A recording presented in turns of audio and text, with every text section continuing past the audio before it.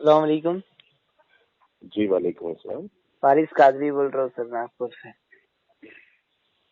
Hello जी जी फारिस कादरी बोल रहा हूँ सर, नागपुर से। ऐसे ही जनरल दो चार बातचीत करना था सर, सुना था आपके बारे में भी। अच्छा जी जी जी जी मुश्ताक मलिक सर बात कर रहे हैं ना आपका? जी बात कर रहा हूँ मुश्ताक जी मलिक जी बात कर जी रहा हूँ। जी जी जी जी जी जी सर। जी फरमाइए। बस कुछ नहीं सर, ऐसे ही जनरल दो फोन लगाया मैं आपको। 1 मिलियन मार्च वगैरह भी निकाले थे आप, माशाल्लाह देखा मैंने, अच्छा जी सर। सर ये जी अवैसी जी जो कर रहे सर अभी, तो इसके लिए कुछ अपोजिशन में बोलते नहीं सर आप इन लोगों को? जी अवैसी ब्रदर MIM पार्टी जिस हिसाब से सियासत खेल रही सर हिंदुस्तान में, सर अपन इसके देखिए, वो अगेंस्ट हिंदुस्तान के मुसलमानों के लिए नुकसानदेह है।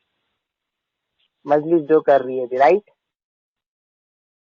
हाँ, जो ओवैसी साहब कर रहे हैं वो हिंदुस्तान के मुसलमानों के लिए नुकसानदेह है। बिल्कुल। और इसकी मैं मजम्मत करके रहा हूँ, बिल्कुल इनको विरोध कर रहा हूँ मैं, इसीलिए आप सुने भी जी होंगे मेरे कुछ ऑडियोस। जी जी ऐसा मसला है सर। ये जो कर रहे हैं ना सर, हिंदू मुसलमान वाली सियासत ही चल रही है देश में आज तक के। मस्जिद मंदिर, हिंदू मुसलमान, ये सभी।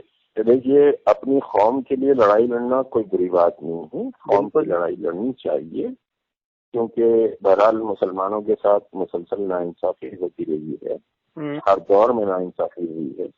लेकिन इसके माना ये नहीं है कि आप मुसलमानों को जो मेन स्ट्रीम है, पॉलिटिकल मेन स्ट्रीम, उससे काट कर एक अलहदा ब्लॉक अगर मुसलमानों का आप बनाने की कोशिश करेंगे तो वो ना समझे मुसलमानों के लिए फायदेमंद होगा, ना मुल्क के लिए फायदेमंद होगा। चुनाचे अभी जो बिहार में मिनिस्ट्री है उसमें एक मुसलमान भी मिनिस्टर ने लिया गया है। तो ये एक अफसोसनाक पहलू है और ये इसी सियासत का नतीजा है।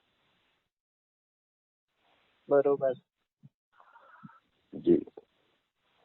और अभी बंगाल भी जाके करते सर। हाँ, बंगाल में भी बहरहाल अब तबाही के लिए जा रहे हैं, हम सोच रहे हैं बंगाल सबसे के लिए पहली बहुत बात सारे तो लोग। सर 2013-14 से इन्होंने स्टार्टिंग कर दिए थे डिवाइडेड करना।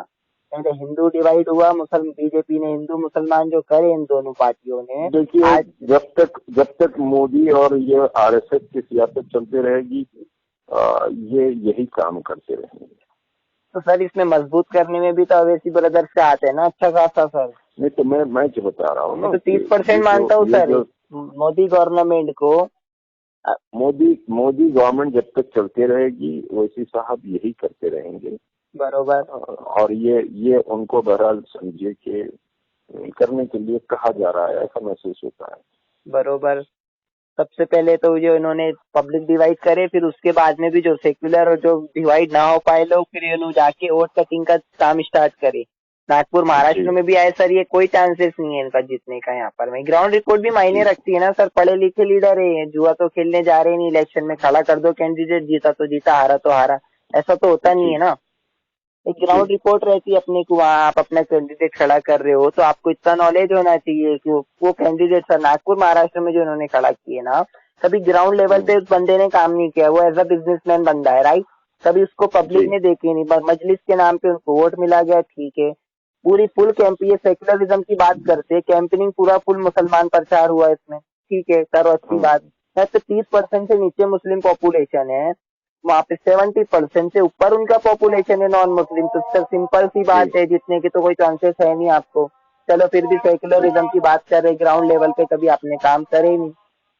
उसके बाद में बीजेपी कमजोर हो गया था सर, अच्छा खासा। यहाँ कलमे की बुनियाद पे, अल्लाह रसूल के नाम पे, मुसलमान भाई भाई होने के नाम पे वोट मांगा गया, और यहाँ बोले वाले मुसलमानों ने वोट दिए। 8,565 वोट मिले इनको, और वही बंदा बीजेपी वाला 3,500 वोट से मात्र जीता, राइट? जी। अगर ये अपना कैंडिडेट नहीं खड़ा कर रहे, इनको कौम से वाकई में हमदर्दी रहती, तो आज यहाँ सेंटर में एक MLA बीजेपी का तो नहीं रहता ना सर। ऐसे 1,000 एग्जाम्पल आते हैं, बहुत सारी बातें हैं सर इसमें। हाँ, यकीनन। और एक जनरल बात बोलना चाहूंगा सर, मैं NRC के टाइम भी, गवर्नमेंट जब से आई है ना सर, मोदी गवर्नमेंट, ये डेवलपमेंट इनको ना हिंदुओं से मतलब है सर, ना मुसलमानों से मतलब है, इनको सिर्फ अपने आप से मतलब है। देखिए, ये सरकार को मुल्क से हिंदू और मुसलमान तो छोड़ दीजिए आप, ये जो मोदी गवर्नमेंट है इसको मुल्क से ही मतलब नहीं है। बरोबर। इसको सिर्फ अपना एक आरएसएस का जो एजेंडा है मनुस्मृति का, वो एजेंडे को ये लोग लागू करना चाहते हैं, तो उससे इनको मुल्क किधर जाए या मुल्क का कितना नुकसान हो उसका इनको कोई एहसास भी नहीं है, ना उसकी परवाह है। क्योंकि इनके मौजूदा पॉलिसी से ये महसूस होता है कि ये मुल्क की फिक्र नहीं करते। अब मुसलमान और हिंदू तो छोड़ दीजिए, हिंदू तो ये समझिए अपने एजेंडे को लागू करने के लिए हिंदू कार्ड खेल रहे हैं। ये हिंदू कार्ड में भी मनुस्मृति वाला मसला है। ये कोई समझिए कि दलित, आदिवासी या फिर जो SC ST BC OBC हैं उनसे मतलब नहीं है इनको। ये तो एक बहुत खतरनाक खेल खेल रहे हैं और मुल्क इससे तबाह होगा। बरोबर सर। और हर टाइम पे सर जब ये लोग उस तबाही में ऐसा है, उस तबाही में ओवैसी साहब को इस्तेमाल किया जा रहा है और वो बहुत अच्छे से इस्तेमाल भी हो रहे हैं।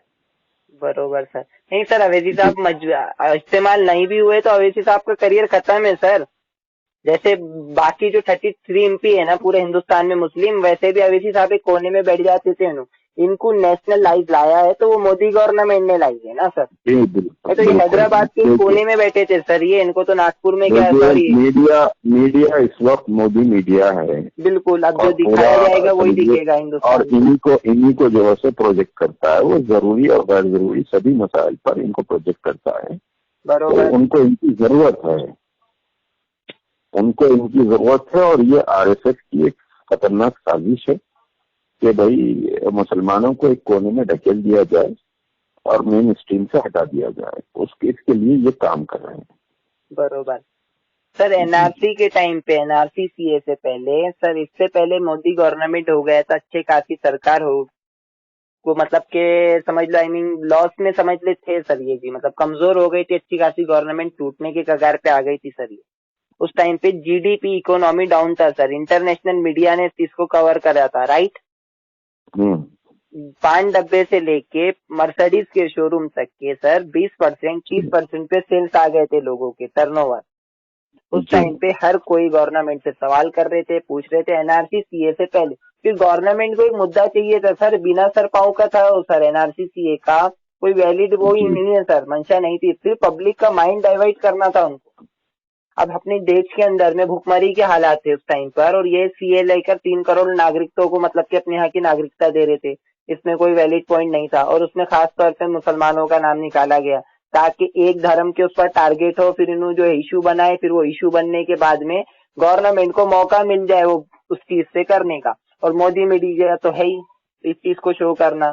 और NRC का भी तो सर कोई वो था नहीं सर, मतलब ही नहीं था सर उसका चीज। वो दाखिल कर ही नहीं सकती है गवर्नमेंट, क्योंकि वो आप सोच लो सर, सिंपल सी, हिंदुस्तान की इतनी वैल्यू नहीं है, अपनी इतना पावरफुल नहीं है कि NRC आप दाखिल करे। तो जब अमित शाह बोले कि 3 करोड़ लोगों को हम नागरिकता देते CA के तौर पे, राइट, और अमित शाह वही बोल रहे थे कि NRC में कितने तो भी मतलब CR से ऊपर बताए थे समथिंग उन्होंने, राइट सर, कि जो मतलब बाहर के यहाँ पर में लोग बसे हुए हैं, सो जब जो जिनके पास वैलिड डॉक्यूमेंट नहीं है उनको हम देश से बाहर करते, राइट जी।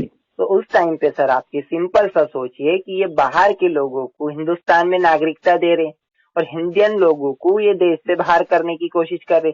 ठीक है, एक्सेप्टेड। आप NRC के टाइम पे सर गवर्नमेंट ने ये बोला कि हम जो है जिसके पास वैलिड डॉक्यूमेंट नहीं है अब उनको देश से बाहर करे, तो सर ये बॉर्डर पे ले जाके तो छोड़ने वाले हैं नहीं उनको। उसके लिए गवर्नमेंट बोल रही कि उनके लिए कैंप बना के। वो मसला बड़ा लंबा है, उसको बड़ा समझने की कोशिश है, वो आइडियोलॉजिकल समझने की कोशिश है। और फरमाइए कैसे मिजाज? अल्हम्दुलिल्लाह सर। सर NRC पे एक छोटी सी बात बोल के खत्म करना चाहूंगा सर मैं, वो पॉइंट की बात थी वो। NRC सर ला ही नहीं सकते, पॉसिबल नहीं है, क्योंकि आप जो है CR के ऊपर की बात कर रहे थे गवर्नमेंट, राइट। इतने लोगों को ये जो है घुसपैठिया अपने इंडिया में बसे हुए इनको देश से बाहर करे थे, मतलब ठीक है, राइट। तो आप ये बताओ सर उनको बॉर्डर पे ले जाके तो छोड़ने वाले है नहीं है, सिर्फ मुसलमानों ने अपने ऊपर लिए राइट उसको। तो ठीक है, आप 1% मुसलमान हो, 30 से 35 लाख होते, आप उनको 3 टाइम का खाना और उससे रखने का बजट बता दो।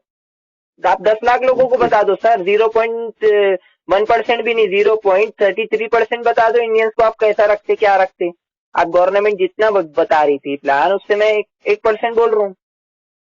ये वैलिड है नहीं सर। बजट जब अवैसी काम साहब का काम था, एनआरसी का बिल फाड़े उन्होंने, ठीक है, बोलना था बिल फाड़ने से पहले कि साहब आप एनआरसी के थ्रू कितने लोगों को वो कर रहे, ठीक है, आप मिनिमम मेरे को इतने लोगों का टारगेट बता दो कि इनको आप कहाँ से खिलाते, क्या रखते, कैसा रखते, बजट बता दो। सर इतनी वैल्यू है ही नहीं अपने यहाँ पे। सिंपल सा एक जबरदस्ती डिवाइड करा गया, अपन जो इसमें प्रोटेस्ट करके इनडायरेक्ट सर मोदी गवर्नमेंट को सपोर्ट करे, क्योंकि उनको एक मुद्दा मिल गया था सर। उनको एक मुद्दा मिल गया, मीडिया को मिल गया, उनको पब्लिक का माइंड डाइवर्ट कर दिया उन्होंने, ताकि मोदी गवर्नमेंट बच गया इस चीज से। जब आप उस टाइम पे देखे होगे सर, इकोनॉमी अपना पूरा डाउन, जब पूरा जब जीडीपी अच्छा खासे तरीके से डाउन था सर, हर कोई वही सवाल पूछ रहा था गवर्नमेंट से कि करे क्या। भुखमरी के हालात हो गए थे सर उस टाइम पे देश में। कुछ पत्रकारों ने शायद कवर भी किए थे, उनकी आवाज दबा दिए थे, रवीश कुमार और ध्रुव राठी करके ऐसे कुछ थे, जिन्होंने सिर्फ इकोनॉमी के ऊपर बोले और जीडीपी के ऊपर में बोले, जबकि इंटरनेशनल मीडिया इस चीज को कवर कर चुका था। राइट सर जी।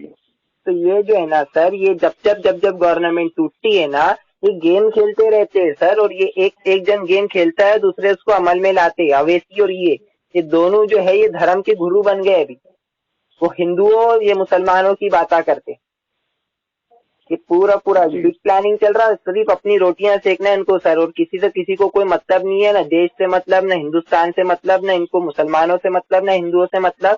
सब अपनी रोटियां सेक रहे और सब अपने जेब भर रहे सर। आज वो किराए के घर में रहने वाले अवैसी ब्रदर्स, सॉरी किराए का तो नहीं बोलना चाहिए, महाराष्ट्र के नांदेड़ के गांव के थे इन्हों, आज वो आप पर 600 करोड़ के घर में रह रहे। आज इनकी 15-15, 20-20 हजार करोड़ से प्लस की प्रॉपर्टीज है। आज इनके सामने ये मर्सिडीज ऑडी में घूम रहे, और वहां की आवाम को सर फिर भी वोट दे रहे अवैसी साहब, कौम के रहनुमा करके। क्या अपनी सर ये लोगों के अंदर में भी सेंसिटिविटी होना चाहिए थोड़ा समझने का। राइट ये जो चीज को समझना चाहिए, अवैसी बैरिस्टर होने के बावजूद ये पब्लिक को बताना चाहिए था सर कि एनआरसी सीए का जो हम प्रोटेस्ट कर रहे टू जेड, ये इसके अंदर में डायरेक्ट अब 2 बैनर उसमें आपने, चलो बाइकआउट एनआरसी बाइकआउट सीए आपने करे, उसमें 2 बैनर अपन ने सर सिंपल सा इकोनॉमी जीडीपी के ऊपर लगाना था। गवर्नमेंट को उस चीज का एहसास दिलाना था जो गोदी मीडिया नहीं बता रही थी कि अपने देश के हालात क्या हो गए।